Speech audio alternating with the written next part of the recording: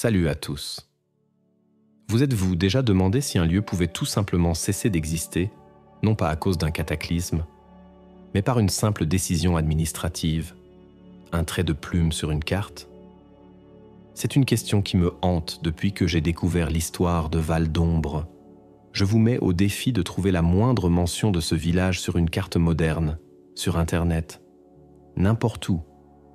Vous ne trouverez rien. Pourtant, il y a 60 ans, des gens y naissaient, y vivaient, y mouraient. Mon propre arrière-grand-père Lucien y a passé toute son enfance. L'histoire a commencé de manière tout à fait banale, en vidant le grenier de la maison familiale après le décès de ma grand-mère. Au fond d'une vieille malle en bois cerclée de fer, sous des draps jaunis par le temps, j'ai trouvé une boîte en fer blanc. À l'intérieur, un petit trésor hétéroclite, quelques médailles militaires de 14-18, une pipe à moitié consumée et un paquet de lettres ficelées, écrites d'une encre qui virait au sépia. Mais ce qui a attiré mon attention, c'est une carte d'état-major des années 1950, pliée avec un soin infini.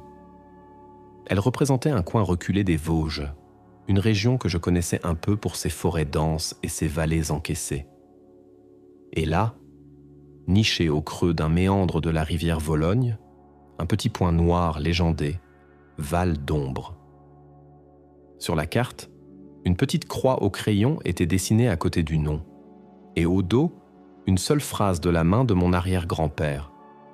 On ne nous enlèvera jamais la mémoire.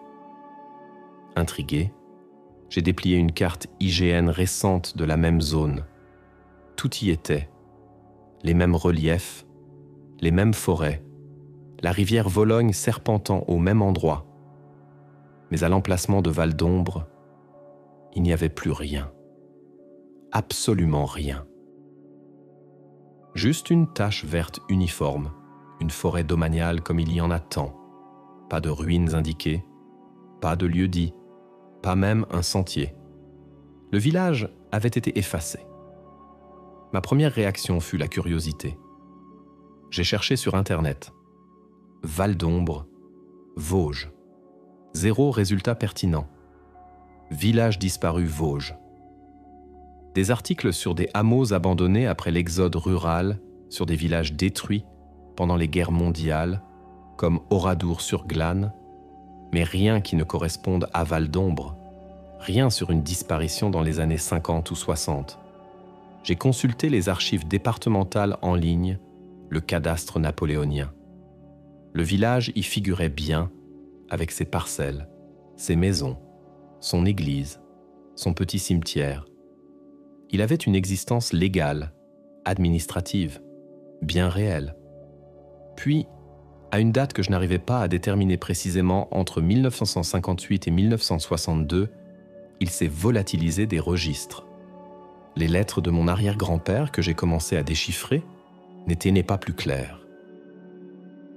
Elles parlaient de la beauté du village, de la dureté de la vie, des saisons qui rythmaient le travail des champs et de la scierie.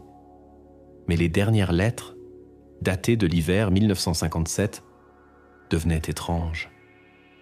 Il y mentionnait des gens de la ville, des géomètres qui posent trop de questions, et une ombre qui s'étend sur la vallée.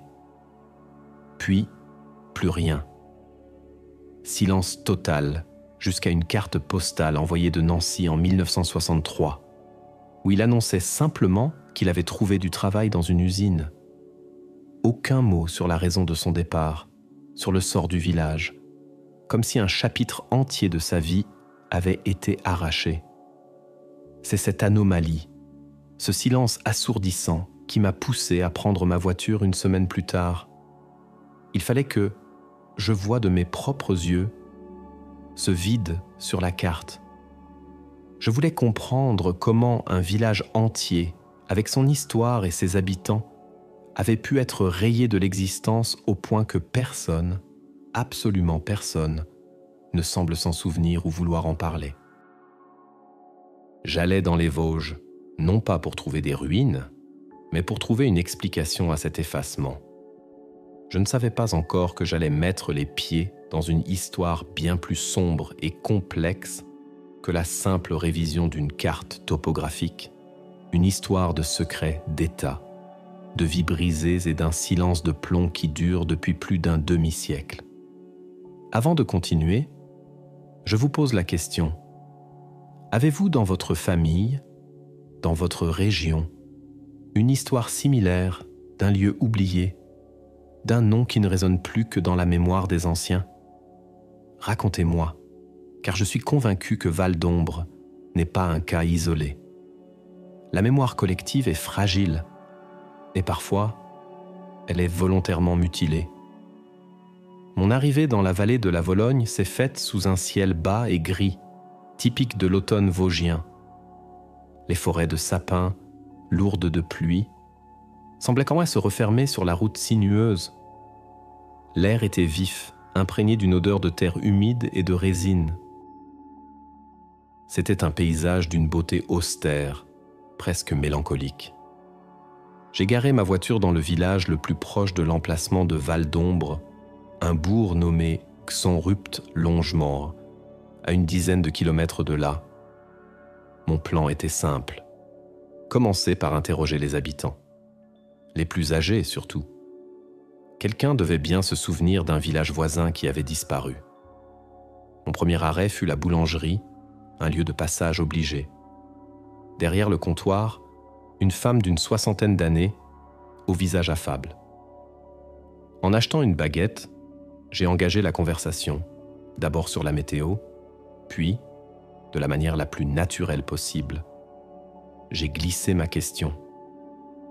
Dites-moi, je cherche des informations sur un ancien village qui se trouvait apparemment dans le coin, appelé Val d'Ombre. Ça vous dit quelque chose? Le sourire de la boulangère s'est figé. Juste une fraction de seconde, mais c'était perceptible. Son regard est devenu distant. Val d'Ombre? Non, jamais entendu parler. Vous devez faire erreur. Sa réponse était trop rapide, trop catégorique.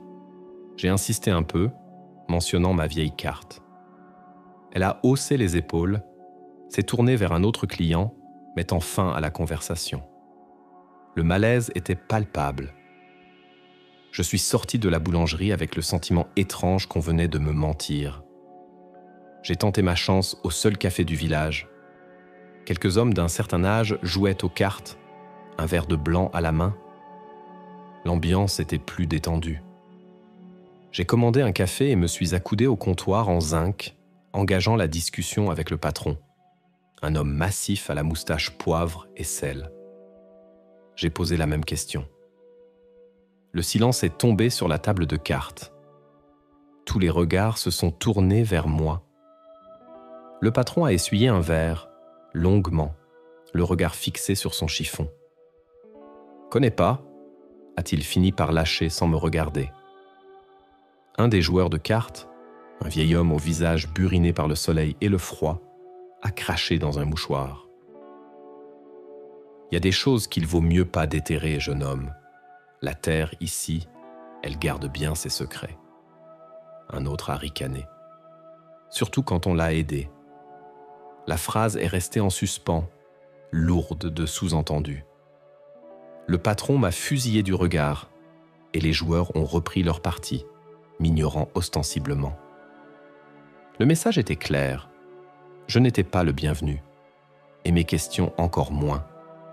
J'ai passé le reste de la journée à errer, à tenter des approches plus subtiles. Mais le résultat était toujours le même. Un mur de silence, des regards fuyants, ou des dénégations si fermes qu'elles en devenaient suspectes. Ces gens savaient. Ils savaient et ils avaient choisi d'oublier, ou plutôt, de se taire. J'ai compris que je n'obtiendrais rien d'eux. Il fallait que j'aille sur place. J'ai repris ma voiture et suivi les indications de la carte de mon arrière-grand-père.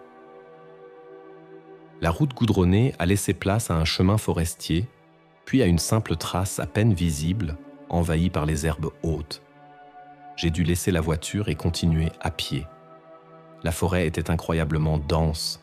plus sauvage que partout ailleurs dans la région. Les arbres semblaient plus vieux, leurs troncs couverts de mousse épaisse. Le silence était total, oppressant. Pas un chant d'oiseau, pas un bruit d'animal. Seul le son de mes pas sur le tapis de feuilles mortes. J'ai suivi le cours de la rivière, comme sur la carte. J'avançais péniblement, écartant les branches qui me griffèrent le visage. Au bout d'une heure de marche, je suis arrivé à l'endroit précis où Val d'Ombre aurait dû se trouver. Le méandre de la Vologne était là, indubitable. Mais devant moi, il n'y avait qu'une étendue presque plate, recouverte d'une végétation basse et anormalement uniforme, principalement des fougères et des jeunes bouleaux. C'était comme une clairière, mais une clairière qui n'avait rien de naturel. C'était trop régulier, trop vide. En y regardant de plus près, j'ai remarqué des anomalies. Le sol, par endroits, formait des ondulations étranges, des sortes de rectangles enfouis. En grattant la terre et la mousse avec mes mains, j'ai touché quelque chose de dur. J'ai creusé un peu. C'était le coin d'une fondation en pierre, le soubassement d'une maison. J'ai fait quelques pas et j'en ai trouvé une autre. Puis une autre. Le village était là, sous mes pieds, enterré. Mais le plus troublant n'était pas ce que j'avais trouvé, mais ce que je n'avais pas trouvé. Il n'y avait aucune ruine apparente, pas le moindre pan de mur, pas une tuile, pas une poutre. Tout avait été rasé au niveau du sol, puis recouvert de terre. Ce n'était pas un abandon, c'était une démolition méthodique, une opération de camouflage à grande échelle. Et puis, il y avait cette clôture. Une vieille clôture en fil de fer barbelé, à moitié effondrée et mangée par la végétation qui semblait délimiter tout le périmètre de l'ancien village. Sur un poteau rouillé, j'ai trouvé les restes d'un panneau. La peinture était presque entièrement partie, mais on pouvait encore deviner quelques lettres. Terre, milite, def, DENT, terrain militaire, défense d'entrée. Le froid que j'ai ressenti à ce moment-là n'avait rien à voir avec la température automnale. Le silence des habitants, la démolition systématique, le panneau militaire. L'histoire de Val d'Ombre n'était pas celle d'un simple exode rural. C'était autre chose. Quelque chose qu'on avait voulu cacher par la force. Face à l'omerta des locaux et aux vestiges d'une clôture militaire, j'ai compris que la vérité sur Val d'Ombre ne se trouvait pas dans la vallée elle-même, mais dans les archives, dans la paperasse officielle qui, espérais-je, n'avait pas été aussi méticuleusement nettoyée que le terrain. Mon nouvel objectif était la préfecture des Vosges, à Épinal. C'est là que sont conservés les documents qui tracent la vie et la mort administrative des communes. Je me suis installé pour plusieurs jours dans un petit hôtel de la ville, transformant ma chambre en quartier général de fortune, jonché de photocopies, de notes et de cartes. Les archives départementales sont un lieu fascinant, un labyrinthe de silence où le temps semble s'être arrêté. L'odeur de vieux papier et de poussière y est presque religieuse. J'ai commencé par le plus évident, les registres d'état civil. J'ai demandé les registres de Val d'Ombre pour la période 1900-1960. La jeune archiviste très serviable est revenue après une longue attente, l'air perplexe. « C'est étrange », m'a-t-elle dit. Les registres s'arrêtent brutalement en 1958. Il n'y a pas de mention de fusion avec une autre commune, pas d'arrêté de dissolution. Ils cessent juste d'exister. Elle m'a apporté les lourds volumes. Feuilleter ces pages était une expérience émouvante. Je voyais la vie du village défiler sous mes doigts, les naissances, les mariages, les décès. J'y ai retrouvé le nom de mon arrière-grand-père, Lucien, et ceux de sa famille. Des noms revenaient sans cesse. Claudel, Poirot, Didier Laurent. des patronymes typiquement vosgiens. Le dernier acte enregistré était un décès, celui d'une vieille dame, en octobre 1958. Après, le néant. J'ai ensuite demandé à consulter les recensements de population. Val-d'Ombre y figurait bien, avec une population stable d'environ 150 âmes jusqu'au recensement de 1954. Mais pour celui de 1962, la commune n'était tout simplement plus listée. Comme si 150 personnes s'étaient évaporées en 8 ans. Le véritable tournant de mes recherches fut ma plongée dans les archives du cadastre. Les plans cadastraux sont d'une précision diabolique.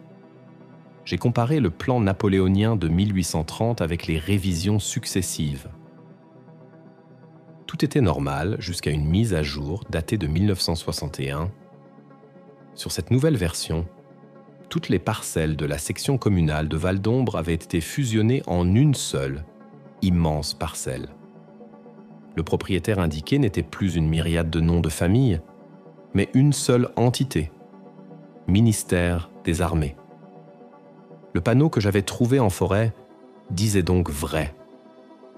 L'armée avait pris possession des lieux. Mais pourquoi? Et comment? Pour racheter un village entier, il faut une déclaration d'utilité publique, DUP. C'est la loi. J'ai donc passé 2 jours à éplucher tous les arrêtés préfectoraux et les journaux officiels de 1955 à 1960. Et j'ai fini par trouver. Un petit encart dans un journal officiel de 1957. Une DUP pour l'acquisition de terrains nécessaires à l'établissement d'un champ de manœuvre et d'expérimentation. Le périmètre décrit correspondait exactement à celui de Val-d'Ombre. La raison officielle était donc militaire. Un camp d'entraînement. Cela semblait plausible. L'armée a souvent besoin de vastes espaces, mais cela n'expliquait pas tout. Pourquoi raser le village jusqu'à la dernière pierre? Pourquoi ce silence de plomb chez les voisins? Un simple camp d'entraînement ne justifiait pas un tel niveau de secret. Et surtout, où étaient bon passés les habitants? Ont-ils tous été expropriés de force? La DUP mentionnait des négociations amiables et des procédures d'indemnisation. J'étais sceptique. La dernière lettre de mon arrière-grand-père parlait d'une « ombre qui s'étend ». Ce ne sont pas les mots de quelqu'un qui s'apprête à vendre sa maison de son plein gré. Ma quête a pris une nouvelle direction. Je ne cherchais plus à prouver l'existence du village, mais à comprendre la nature des expérimentations menées par l'armée. C'est en consultant la presse locale de l'époque que j'ai trouvé une piste, une toute petite brèche dans le mur du silence. Un minuscule article, en page 12 du journal L'Est républicain, de mars 1958. Le titre était anodin. Mouvement de protestation dans la haute vallée de la Vologne. L'article, très court et prudent dans ses termes, relatait qu'une délégation de maires, menée par le maire de Val-d'Ombre, un certain Albert Lemaire, s'était rendu à la préfecture pour protester contre un projet dont la nature exacte restait floue, mais qui suscitait la plus vive inquiétude parmi les populations locales concernant des risques sanitaires et environnementaux. L'article se terminait en précisant que la préfecture s'était voulue rassurante, évoquant des mesures de sécurité maximale. Albert Lemaire. J'avais un nom, le nom d'un homme qui s'était opposé. J'ai immédiatement cherché ce qu'il était devenu. D'après les registres d'état civil, il n'était pas mort à Val-d'Ombre. J'ai alors eu l'idée de consulter les listes électorales des communes environnantes pour les années suivantes. Et je l'ai trouvé. Albert Lemaire s'était réinstallé en 1959 dans une petite ville de la Plaine, à une 50aine de kilomètres de là. Il était décédé en 1987, mais l'avis de décès mentionnait une fille, Monique Lemaire, toujours en vie et habitant la même adresse. C'était ma chance. Peut-être la dernière? Trouver la fille du dernier maire de Val-d'Ombre. Elle devait savoir, elle devait connaître la véritable nature de cette ombre qui avait englouti le village de son père. Le secret de Val-d'Ombre ne résidait pas dans les archives de la République, mais dans la mémoire de ceux qu'on avait forcés à se taire. Trouver Monique Lemaire, la fille du dernier maire de Val-d'Ombre, a été plus simple que je ne l'imaginais. Elle vivait toujours dans la même maison de plain-pied, dans une banlieue pavillonnaire de Saint-Dié-des-Vosges, une maisonnette proprette avec un petit jardin soigné. C'était une femme de près de 80 ans, aux cheveux blancs coupés courts et au regard d'une vivacité surprenante. Quand je me suis présenté à sa porte, expliquant que je faisais des recherches sur l'histoire de Val-d'Ombre, son visage s'est fermé. C'était la même réaction que j'avais rencontrée partout, mais avec une nuance de tristesse en plus. Elle s'apprêtait à me dire qu'elle ne savait rien. Je le sentais. J'ai alors joué ma seule carte maîtresse. Votre père, Albert Lemaire, s'est battu pour son village. Mon arrière-grand-père, Lucien, y vivait. J'ai lu sa dernière lettre. Il parlait d'une ombre qui s'étendait. Je veux juste comprendre. Pas pour juger, juste pour que ce ne soit pas oublié. Le nom de son père, et peut-être la sincérité de ma démarche, a fait tomber ses défenses. Elle m'a observé un long moment, puis a soupiré. « Entrez, jeune homme. Mais fermez la porte. Il y a des choses qui ne se disent pas, les fenêtres ouvertes, même après 60 ans. » Pendant les 3 heures qui ont suivi, dans son salon qui sentait la cire d'abeille et le café chaud, Monique Lemaire a brisé le silence. Elle avait 17 ans lorsque tout a basculé. Son récit, précis et chargé d'une émotion contenue, a enfin donné un sens à tous les fragments que j'avais rassemblés. Ça n'a jamais été un camp d'entraînement, a-t-elle commencé, la voix basse. C'était un mensonge dès le début. La vérité était bien pire. Selon elle, tout a commencé en 1956 avec l'arrivée de « messieurs de Paris », des ingénieurs, des géologues, accompagnés de militaires en civil. Ils ont effectué des relevés, des carottages dans le sol de la vallée. Ils étaient discrets, mais leur présence a vite inquiété. Mon père était maire. Il a essayé d'obtenir des réponses. On lui a parlé de recherche géologique d'intérêt stratégique, un langage qui ne veut rien dire et tout dire à la fois. La vérité a commencé à fuiter par bribes. Un ouvrier qui avait trop parlé au bistrot, une indiscrétion d'un fonctionnaire. Le sous-sol de Val-d'Ombre était riche, pas en charbon, ni en fer, en uranium. Nous étions assis sur une mine d'uranium, l'une des plus pures de France, à ce qu'on a su plus tard. Et la France, à cette époque, après Suez, avec la guerre froide, voulait sa bombe. Elle avait besoin de matières premières, vite et en secret. Le projet officiel du camp de manœuvre n'était qu'une couverture pour exproprier les habitants et permettre l'exploitation minière en toute discrétion par le Commissariat à l'énergie atomique, CEA, qui travaillait main dans la main avec l'armée. Le père de Monique, Albert Lemaire, a compris le danger. Pas seulement l'expropriation, mais les risques pour la santé et l'environnement. L'extraction de l'uranium à cette époque se faisait sans les précautions que l'on connaît au Jourdain. Les stériles minières, des résidus radioactifs, devaient être stockés quelque part. Le projet prévoyait de les laisser à l'air libre, dans la vallée même. Mon père a monté une association de défense avec les autres maires. Ils ont écrit au préfet, aux députés, à la presse. C'est l'article que vous avez trouvé. Mais c'était David contre Goliath. En face, il y avait la raison d'État, le secret défense. La réponse des autorités a été brutale. Les pressions, les intimidations. Des gendarmes venaient le soir à la maison pour des conversations amicales. On a fait comprendre à son père qu'il mettait en péril la sécurité nationale, qu'il était un mauvais patriote. On a menacé de lui faire perdre son emploi à la Syrie. Un par un, les autres maires ont abandonné la lutte. Les habitants de Val-d'Ombre ont été convoqués individuellement. On leur a proposé des sommes d'argent importantes pour l'époque en échange de leurs maisons, de leurs terres et de leur silence. Une clause de confidentialité très stricte était incluse dans chaque acte de vente. Quiconque parlerait s'exposerait à de lourdes poursuites.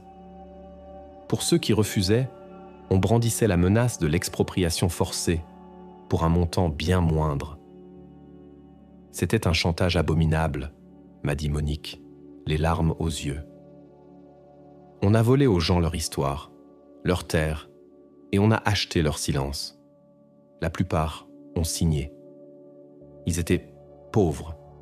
Ils n'avaient pas le choix. Mon père a été le dernier à céder. Il l'a fait quand il a compris qu'il était seul et que sa famille était menacée.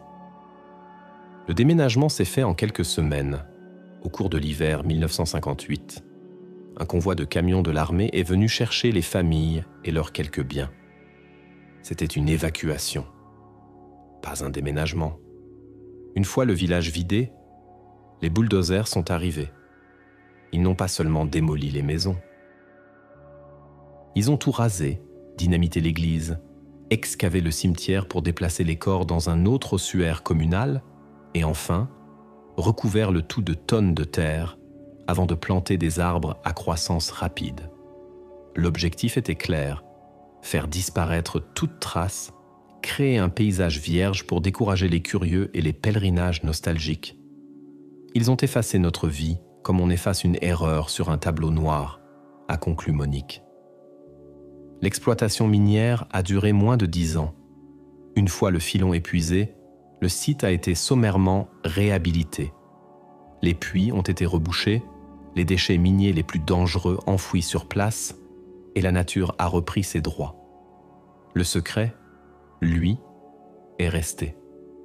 Un secret gardé par la peur, par la honte et par des contrats signés sous la contrainte. Le silence des habitants des villages voisins n'était pas de l'ignorance, mais une complicité passive, la peur des représailles et peut-être un peu la culpabilité de n'avoir rien dit. Ils savaient et ils se sont tus. Je suis reparti de chez Monique Lemaire avec une vérité bien plus terrible que ce que j'avais pu imaginer. Il ne s'agissait pas seulement d'un village effacé d'une carte, mais de vie effacée de l'histoire au nom de la raison d'État. Et l'histoire n'était peut-être pas finie, car les fantômes de Val-d'Ombre n'étaient pas que des souvenirs. Ils étaient aussi radioactifs. Le récit de Monique Lemaire avait jeté une lumière crue et terrible sur le sort de Val-d'Ombre. Mais il restait une question lancinante, une question qu'elle avait elle-même soulevée. Qu'en était-il des conséquences à long terme ? Les stériles minières, les résidus radioactifs, avaient-ils été contenus efficacement ? Le secret qui entourait le village n'avait-il pas aussi servi à masquer une catastrophe sanitaire et écologique silencieuse ? Monique m'avait parlé des maladies étranges qui avaient touché plusieurs familles exilées de Val-d'Ombre dans les décennies qui ont suivi. Des cancers, des maladies auto-immunes, des fausses couches, des tragédies individuelles que personne n'avait jamais reliées à une cause commune. Les médecins disaient que c'était la faute à pas de chance, m'avait-elle dit avec amertume. Mais il y en avait trop, de la pas de chance dans nos familles. Je ne pouvais pas en rester là. Les documents et le témoignage étaient une chose, mais il me fallait une preuve tangible, irréfutable, de ce qui se cachait encore aujourd'hui sous la terre de la vallée. J'ai contacté un ami, un physicien qui travaillait dans le contrôle de la sécurité nucléaire. Je lui ai raconté l'histoire, sans donner de localisation précise au début, par prudence. Intrigué et un peu sceptique, il a accepté de me prêter du matériel professionnel pour une fin de semaine. Un scintillomètre, un appareil bien plus sensible qu'un simple compteur Geiger, capable de détecter et de mesurer précisément les rayonnements gamma, ainsi qu'une combinaison de protection et un masque. Je me sentais comme un personnage de film d'espionnage en chargeant le matériel dans mon coffre. Je suis retourné dans les Vosges 1 semaine plus tard.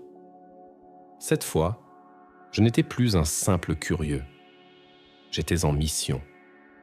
Monique m'avait dessiné un plan de l'ancien village de mémoire y indiquant l'emplacement de l'école, de la mairie, de l'église, mais aussi, et c'était crucial, l'endroit approximatif où elle se souvenait avoir vu les grandes montagnes de cailloux gris, les fameuses stériles minières.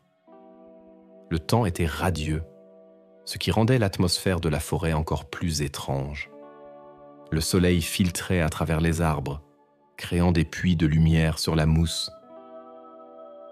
C'était paisible, presque trop. J'ai de nouveau laissé ma voiture sur le chemin forestier et j'ai pénétré dans le périmètre de l'ancienne clôture. J'ai allumé le scintillomètre. Immédiatement, l'appareil a commencé à crépiter. Rien d'alarmant au début. Il y a une radioactivité naturelle partout, le bruit de fond. Le mien se situait autour de 150 chocs par seconde, CPS, une valeur normale pour une région granitique comme les Vosges. J'ai commencé à arpenter méthodiquement la zone, les yeux rivés sur le cadran de l'appareil. Sur la plus grande partie de l'ancien village, les valeurs restaient stables. La terre rapportée avait fait son office de bouclier. Mais en me dirigeant vers la zone indiquée par Monique, à l'écart du village, près de la rivière, le crépitement s'est accéléré. 200 SAOS, 300, 500. Le son est devenu un bourdonnement angoissant. J'ai enfilé ma combinaison et mon masque. Je me suis approché d'une légère dépression dans le sol, un endroit où l'herbe semblait plus rare et d'une couleur jaunâtre. Le scintillomètre s'est affolé. 1000 en CPS, 2000, 5000. J'ai approché la sonde du sol. Le chiffre sur l'écran digital a grimpé en flèche pour se stabiliser à une valeur qui m'a glacé le sang. Plus de 15 000 chocs par seconde. C'était près de 100 fois le bruit de fond normal. C'était une contamination radioactive majeure, toujours active, à moins d'1 mètre sous la surface.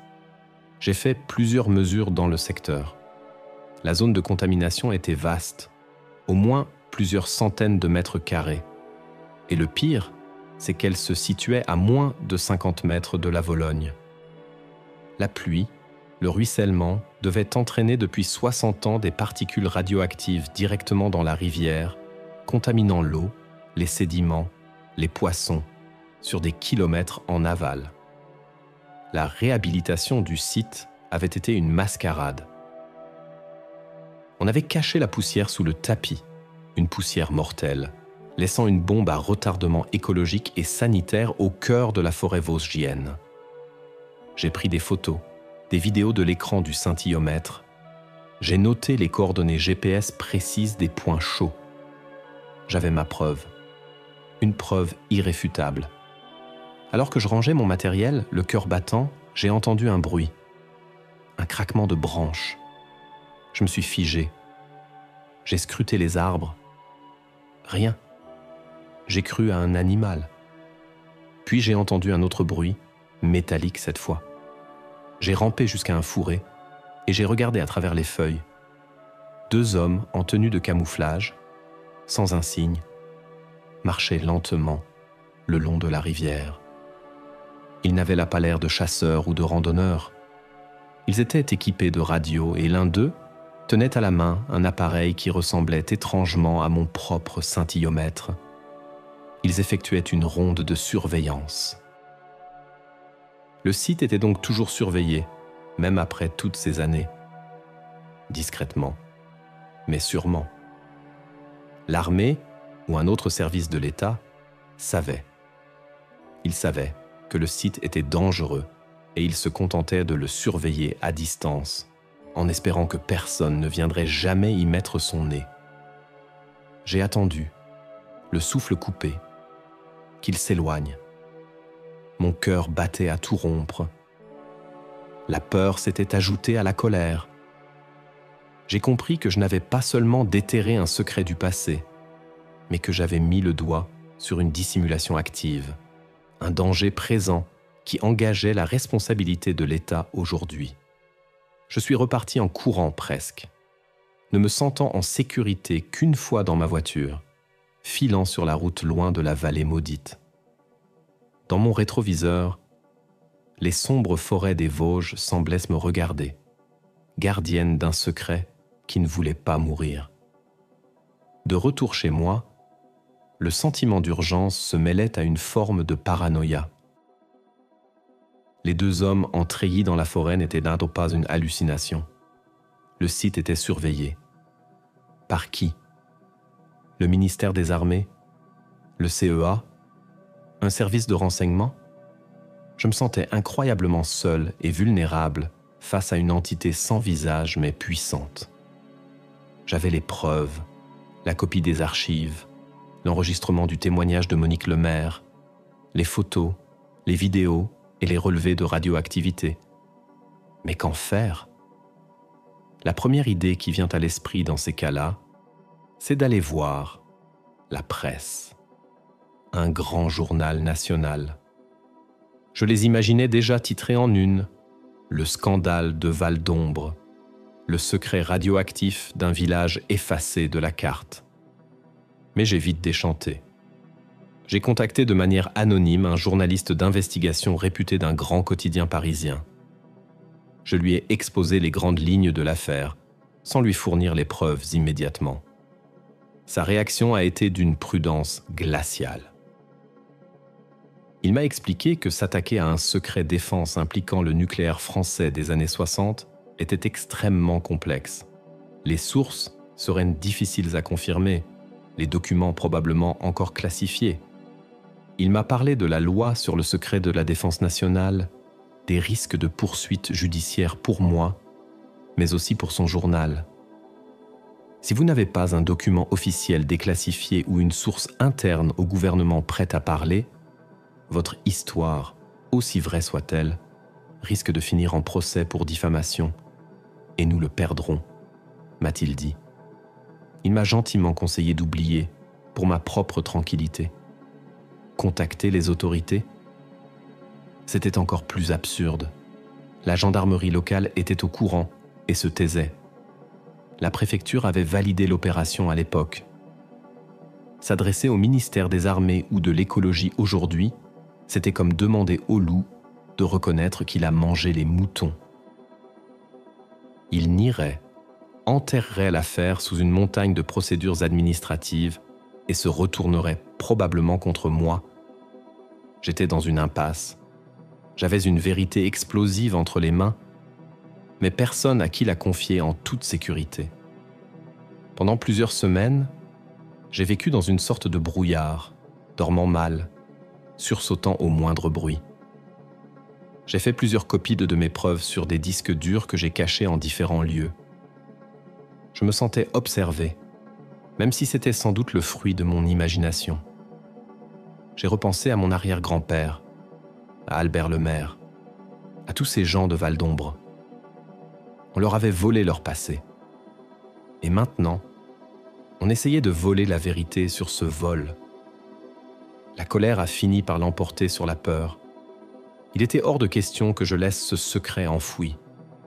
Si les canaux traditionnels étaient rince-bouchés, alors il fallait en créer un nouveau. C'est à ce moment-là que l'idée m'est venue. Je n'allais pas passer par un intermédiaire. Je n'allais pas demander la permission de révéler la vérité. J'allais la publier moi-même, directement, sur Internet, créer un site web, un blog, ou utiliser les plateformes de partage pour raconter toute l'histoire, du début à la fin. Mettre en ligne les documents, les photos, les extraits du témoignage, les relevés de radioactivité. Rendre l'information publique, accessible à tous, partout dans le monde, instantanément. C'est une forme de journalisme citoyen, de lanceur d'alerte des temps modernes. L'avantage, c'est la viralité. Si l'histoire est assez forte, elle peut se propager plus vite que n'importe quelle tentative de censure. L'inconvénient, c'est l'exposition. En publiant sous mon nom, je prenais un risque. Mais rester anonyme aurait affaibli la crédibilité de mon récit. Il fallait que j'assume. J'ai passé 1 mois à construire ce récit, à organiser mes preuves, à vérifier chaque détail. J'ai contacté une dernière fois Monique Lemaire pour lui faire part de mon intention. Je voulais son accord. Elle a hésité, effrayée à l'idée de remuer ce passé douloureux. Mais elle a fini par accepter. « Mon père s'est battu pour la vérité », m'a-t-elle dit. « Il est temps que quelqu'un finisse son combat. Faites-le. Pour eux. Pour tous ceux qui sont morts sans savoir pourquoi. » Son approbation a été le déclic final. C'est ce qui m'a donné la force de continuer. Ce texte que vous lisez en ce moment est donc le fruit de cette décision. C'est la première partie d'un dossier complet que je vais mettre en ligne. Ce n'est pas seulement l'histoire d'un village vosgien. C'est l'histoire de la facilité avec laquelle un État peut décider de sacrifier une poignée de ses citoyens sur l'autel d'un intérêt supérieur autoproclamé. C'est une histoire sur la puissance du secret et la fragilité de la mémoire. Val d'Ombre n'est qu'un symptôme d'une maladie plus profonde. Combien d'autres Val d'Ombre existent en France ou ailleurs? Combien de secrets toxiques dorment sous nos pieds, dans des zones simplement déclarées inaccessibles ou protégées? Je n'ai pas la prétention de pouvoir faire condamner les responsables. La plupart sont morts et les institutions ont la mémoire sélective. Mais mon but est plus simple et peut-être plus fondamental: briser le silence. Inscrire à nouveau le nom de Val d'Ombre dans l'histoire. Non pas comme un simple point sur une vieille carte, mais comme un symbole de résistance et d'injustice. Je livre cette histoire à la conscience collective, à votre jugement. La suite du dossier, avec les preuves brutes, sera publiée dans les jours qui viennent. Je sais que je m'expose, mais le silence est le complice de l'injustice. Et après tout ce que j'ai découvert, je ne peux plus me taire. Le poids du secret de Val d'Ombre est devenu trop lourd à porter seul. L'acte de publier cette histoire, de la jeter dans l'immense océan numérique, a été à la fois terrifiant et libérateur. Les premières heures ont été d'une angoisse pure. J'actualisais la page toutes les 30 secondes, m'attendant à tout moment à ce que le site soit fermé ou à recevoir un appel menaçant. Rien de tout cela n'est arrivé. À la place, il y a eu un lent murmure, puis un grondement qui a commencé à enfler. L'histoire, d'abord partagée par quelques amis et contacts, a été reprise sur des forums spécialisés dans l'histoire locale, l'écologie, les affaires non résolues. Des gens ont commencé à commenter, à poser des questions, à partager leurs propres soupçons sur des lieux similaires.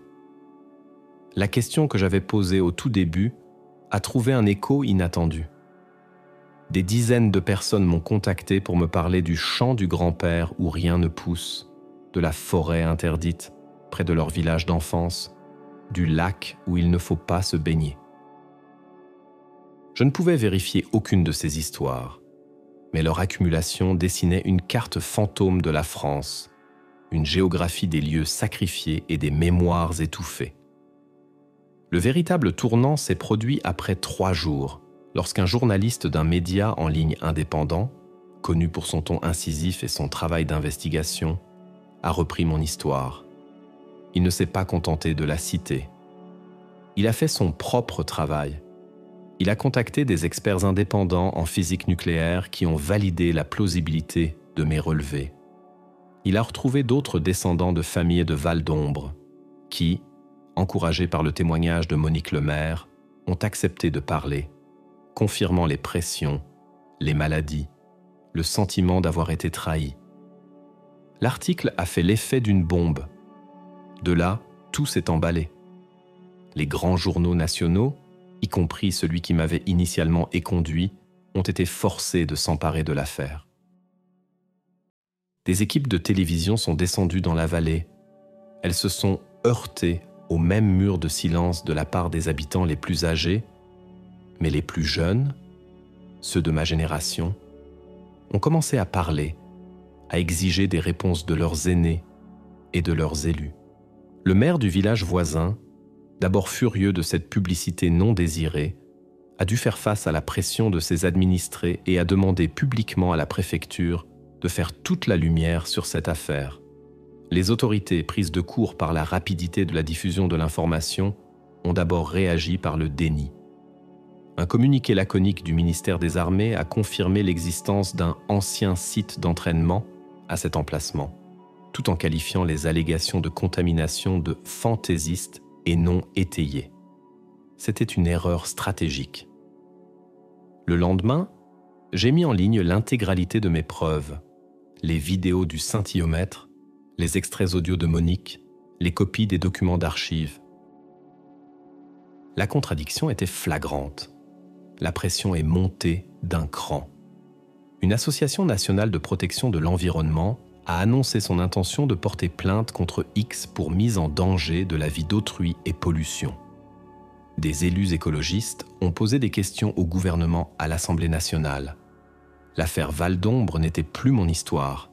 Elle était devenue une affaire d'État. J'ai été contacté par un avocat spécialisé dans les questions environnementales qui m'a offert son aide. Ensemble, nous avons structuré un dossier solide. Monique Lemaire, malgré son grand âge, a fait preuve d'un courage immense. Elle est devenue le visage de ce combat, donnant des interviews poignantes où elle racontait avec une dignité incroyable l'histoire de son père et de son village. Elle n'exprimait pas de haine, juste une demande de justice et de reconnaissance.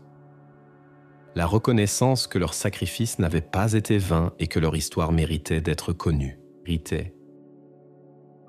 Aujourd'hui, l'affaire est loin d'être terminée. Une commission d'enquête parlementaire a été créée. Des experts mandatés par la justice ont été envoyés sur le site pour effectuer des prélèvements officiels, dont les résultats sont attendus avec impatience. Le secret s'est fissuré, mais les murs de l'administration sont épais et résistants. Il y aura sans doute des années de procédure. Mais quelque chose a changé de manière irréversible. Le nom de Val d'Ombre est réapparu. Il n'est plus un vide sur une carte, mais un symbole. Le symbole que la parole d'un citoyen, amplifiée par la puissance du réseau, peut encore ébranler les certitudes d'un État. C'est le symbole que la mémoire, même enfouie sous 60 ans de silence et des tonnes de terre, ne meurt jamais vraiment. Quant à moi, je ne suis plus seul. Je reçois chaque jour des messages de soutien. L'histoire a dépassé mes espérances. Je ne sais pas comment tout cela finira, mais une chose est certaine. Personne ne pourra plus jamais dire qu'il n'a jamais entendu parler de Val d'Ombre. La phrase de mon arrière-grand-père, écrite au dos de cette vieille carte, résonne en moi avec une force nouvelle.